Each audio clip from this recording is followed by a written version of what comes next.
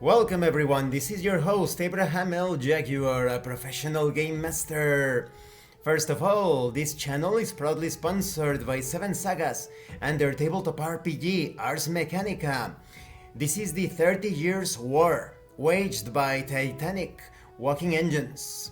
It comes with solo rules. You will find it in the description and in the pinned comment. This channel is also proudly sponsored by Gates of Krystalia, the card-driven isekai style tabletop role-playing game. Available in 6 languages, they have recently released the Last Deux advanced rulebook.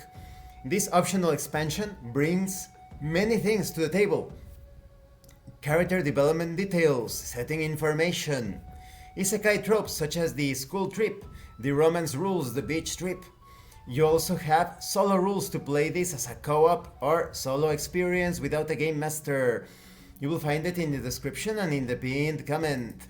This channel is also proudly sponsored by Detri Studios, the publishers and developers of Dames of Astoria, a tabletop role-playing game where you play as monster girls, experiencing high adventure in a world that doesn't fully accept them. They have recently released Daughters of Lamb. This is a pay-what-you-want tabletop RPG, where you get to play as cybernetic nuns with guns, looking for the missing pieces of their AI god.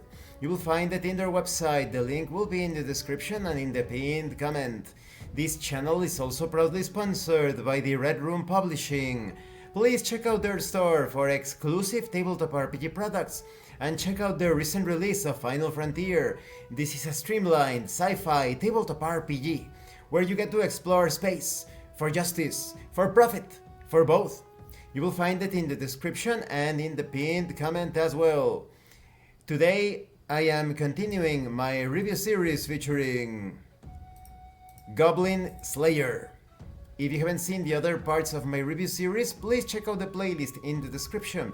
This time we are going to talk about how to design adventures. There's an entire section in this book dedicated to the intricacies, the nuances of creating the scenarios. Now, because this is the Goblin Slayer tabletop RPG, it is expected that certain sensibilities of the genre are taken into account. Don't expect this to be your typical RPG session, in the sense that when you begin a scenario as a player character, when you start your adventure, you go to the Adventurers Guild and you find a public request. You take that request and you take it on. That is, you try to solve the problem, you try to come to a solution for the situation. And those that are expecting something different could feel a bit put off, because this is a convention, a trope of the Goblin Slayer manga. Here it says that for early adventures, keeping objectives clear and acting to those objectives' ends are requirements. Once players are more accustomed to things, other situations start to be occurring, perhaps at a faster or more dangerous pace. Once you have the objective, players need to figure out how to take on that objective by taking on the enemies, the hazards. That's pretty standard in that regard. Now here it says, if the players ask the right questions of the correct people at the appropriate time and place, they will naturally learn the answers. Yes, that is correct. You figure out and find out things by interacting with the environment, by role-playing. You talk to the non-player characters. You investigate the game world. You don't have a conversation with the game master. You find out things, discover things, unravel things by interacting with the game world. Now, here it says that the game master should come up with a captivating mystery. Well, if there is to be a mystery, right? Some adventures are pretty straightforward, even in the case of the Goblin Slayer manga and anime and light novel. Some adventures just feature open battlefield situations, strategies and tactics.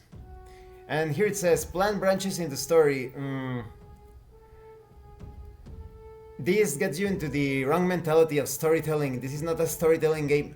And this is not a storytelling RPG hybrid game such as Raven, Children of the Fall, Steam Build Riders, the Hardy Boys. And so it's not about branches in the story, it's about plan for the decisions that the player characters take. And then you have information on how to set up the battles.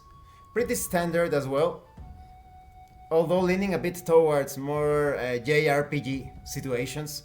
Like you have your boss battle, and then you have the minions.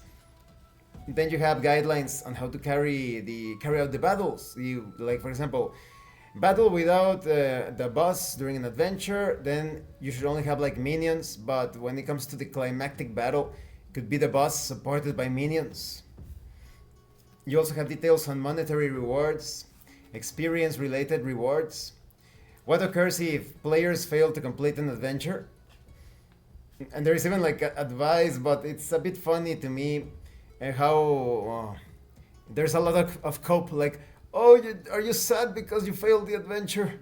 No, don't worry, you can solve it. Like, it's not a big deal. Like, you're an adventurer, man up, woman up. You need to take on the challenges, and if you fail, you try again. Hopefully you won't fail next time. Now, this book includes 2 adventures. I am going to avoid spoilers, but suffice to say, they are good, they come with maps, they are well structured, they have some tasks that could be considered mundane on the surface, and then later on things get slightly more complicated. But I do have a criticism when it comes to these adventures. They don't feel like Goblin Slayer adventures. Or rather, let me rephrase that. They feel like the weakest moments in Goblin Slayer. Goblin Slayer is at its best when it is gritty, hard-boiled and shocking. But later on in the anime and the manga, that it was toned down so much. And the same applies to these adventures. These adventures are not safe for work. That is, they are pretty family friendly, at least when it comes to a family that plays tabletop RPGs. But I was expecting something a bit more raw, devastating. You know, when like in Goblin Slayer enters those horrible goblin dungeons or hideouts, and there are pieces of like female elves all over the place, right? And not to mention other things. So I think the adventures would have been better if they had those shocking, monstrous moments. And perhaps just like guidelines, like if you want to run this for the little kids, please change this, right? And this concludes this part of the review series. In the next part, we are going to talk about the monsters included in this book, and I'm going to give you my final thoughts on this tabletop RPG. This section of the adventures is good, but it will not give you proper advice on how to run like the peak Goblin Slayer type of scenario. So it's a bit of a lukewarm section.